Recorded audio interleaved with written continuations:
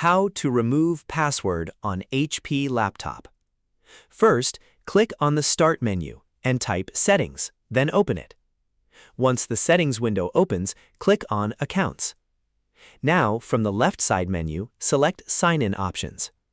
Here, you will see different sign-in methods for your laptop. Find the Password section and click on it.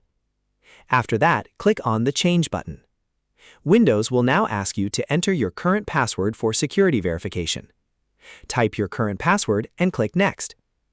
Now you will see fields for a new password, confirm password, and password hint. To remove the password completely, simply leave all these boxes blank. After that, click Next and then press Finish. That's it. Your password has now been removed from your HP laptop, and the next time you start your Windows 10 computer, it will sign in without asking for a password. If you found this video helpful, don't forget to like the video, subscribe, and press the bell icon for more quick tech tutorials. Thanks for watching.